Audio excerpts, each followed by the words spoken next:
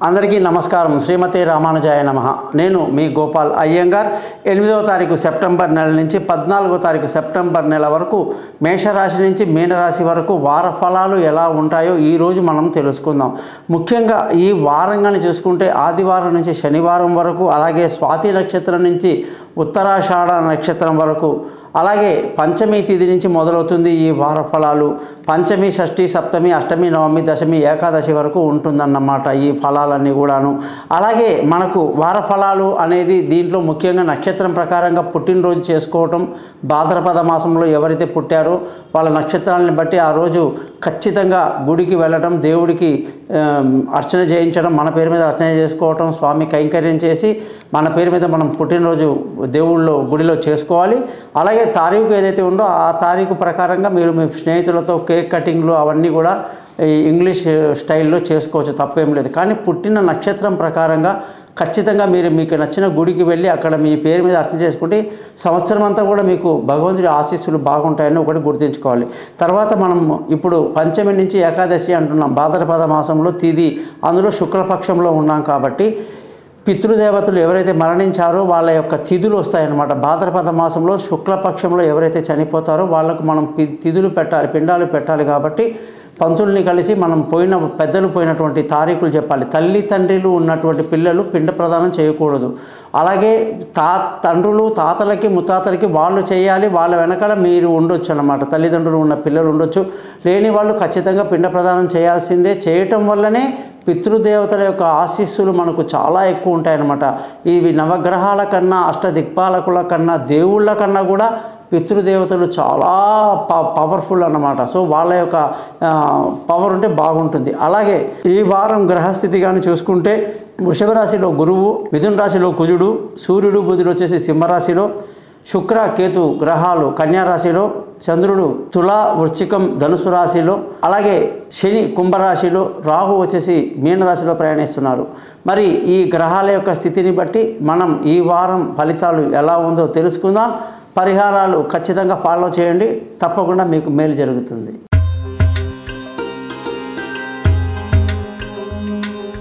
ధనుసు రాశి వాళ్ళకి 8వ తారీఖు సెప్టెంబర్ నుంచి 14 సెప్టెంబర్ వరకు ఎలా ఉందో ఈ వారం తెలుసుకుందాం. ధనుసు రాశి అంటేనే మనకు గురువు లేదా బృహస్పతి కనిపిస్తారు. ఈ జూపిటర్ అనే గ్రహం ఈ రాశికి ఆధిపత్యం వహిస్తుంది. మరి ఈ రాశి లోపల ఎవరెవరు ఉంటారు అంటే కేతు 4 పాదాలతో మూలా నక్షత్రంతో ఉంటాడు. పూర్వాషాఢ నక్షత్రానికి అధిపతి శుక్రుడు 4 పాదాలతో ఈ రాశిలోనే ఉంటాడు. సూర్యుడి యొక్క రాశి నక్షత్రం ఉత్తరాషాఢ, సూర్యుడు మొదటి పాదం ఇందులో ఉంటుంది. ఈ 9 పాదాలతో ఈ రాశి అనేది తయారవుతుంది. అంటే ఈ రాశిలో మనకి కేతు, శుక్ర, సూర్య 3 గ్రహాలు కలిసి ఉండి ఈ రాశిని, గురువు యొక్క రాశిని ఏర్పరిచాయన్నమాట. మరి ఈ కాంబినేషన్ ఎంత అద్భుతంగా ఉంటుందంటే వీళ్ళు ఎప్పుడు కూడా మంచి తపస్సంపన్నులు. మూలా నక్షత్రంలో పుట్టిన వాళ్ళైతే బాగా మెడిటేషన్ మీద ఎక్కువ ఇంట్రెస్ట్ చూపిస్తారండి. అలాగే వీళ్ళు ఎప్పుడు కూడా చాలా విలాసంగా ఉంటారు, ఆనందంగా ఉంటారు. కానీ కంట్రోల్ అండి, ఎంత కంట్రోల్ అంటే వీళ్ళకి ఆ విచ్చలివిడితనం ఉండదన్నమాట. ఎవరో వెనక లాగేసినట్టు. చాలా పూర్వాషాఢ నక్షత్రం వాళ్ళకైతే అసలు బాగా అన్నీ ఎంజాయ్ చేసేయాలని బాగా ఇంట్రెస్ట్ ఎక్కువ. కానీ వాళ్ళు ఒక లెవెల్లో ఆగిపోతారు అక్కడ, ఇంకా ఎక్స్ట్రీమ్గా ముందుకు వెళ్ళరనమాట. ఈ అన్నిట్లో సరసాల విషయం కానివ్వండి, అన్ని అలవాట్లలో కానీ, డ్రింక్ కానివ్వండి, విలాసవంతమైనటువంటి జీవితంలో కూడా ఒక చోట్లో ఆపేస్తారు. చాలు చాలు చాలు మాకొద్దు ఇంకా అని. మాకు అరే ఏంటి ఇంత ఎంజాయ్ చేస్తున్నాం, మంచి ఫంక్షను, మంచి గ్రాండ్గా ఉంది, మరి మధ్యలో లేచిపోతామంటే ఏం లేదండి కాస్త తిని పడుకుంటా అంటారు. వీళ్ళకి ఏంటంటే ఈ ఎక్కువగా లగ్జరీ ఉంటుంది కానీ దాన్ని ఎక్కువ వాడుకోరు. సైలెన్స్ చాలా ఇష్టం, కామ్గా ఉంటారు, కూల్గా ఉంటారు, ఒంటరితనం బాగా ఇష్టపడతారు. వీళ్ళు గొప్ప ఇంటెలిజెన్స్, జెంటిల్మెన్. అలాగే వీళ్ళు ఎప్పుడు కూడా పాజిటివ్గానే ఉంటారు. వాళ్ళ యొక్క ప్రశాంతతని ఎవరు భంగం చేయకూడదు అనమాట. తక్కువ మాట్లాడతారు, ఎక్కువ వింటారు వీళ్ళు. కాబట్టి వీళ్ళ ప్రవర్తన చూసి చాలామంది వీళ్ళని అనుమానిస్తూ ఉంటారు, వీళ్ళు ఏదో దాస్తున్నారు అన్నటువంటి పద్ధతి వీళ్ళలో కనిపిస్తుంది. ఈ వారం కానీ చూసుకుంటే ఈ వారం గురువు 6వ ఇంట్లో, శుక్రుడు ఇంట్లో ఉండిపోయాడు. 6వ ఇంట్లో ఉంటే ఉన్నాడు. కానీ ఎప్పుడైనా సరే ఈ రాశి వాళ్ళకి 6వ ఇంట్లో ఉండాలి అంటే అక్కడ మెయిన్ ప్రాబ్లం శుక్రుడు అన్నమాట. శుక్రుడు శత్రువు. ఆయన ఇంట్లో వెళ్ళి గురువు ఈ సంవత్సరం అంతా కూర్చున్నాడు. దాంతో ఏమైపోయింది, ఒకటే చికాకు ఎక్కువ. అనుకున్న పని సవ్యంగా జరగకపోవటం, తెలిసిన పని సవ్యంగా చేయకపోవటం, మనమేనా ఈ పొరపాట్లు చేస్తున్నామని ఆశ్చర్యపోవటం, నిర్లక్ష్యమా లేదా టైం బాలేదా అనేటువంటి ఆలోచనలు కూడా ఈ వారం మనకి కనిపించేటువంటి పరిస్థితి కనిపిస్తూ ఉంది. కాబట్టి జాగ్రత్తగా మీ యొక్క తెలివితేటలు, ఆ ఎక్స్పీరియన్స్ని వాడి ఏ పని చేసినా మంచిది. ఎందుకంటే ఈ టైంలో మీకు సహాయం చేసేది ఎవరండి? మీ బంధువులు, స్నేహితులు మాత్రమే. సో మంచి స్నేహితుల సలహాలు తీసుకోండి ఈ సంవత్సరం అంతా కూడా. అలాగే మీకు చాలా మేలు జరుగుతుంది.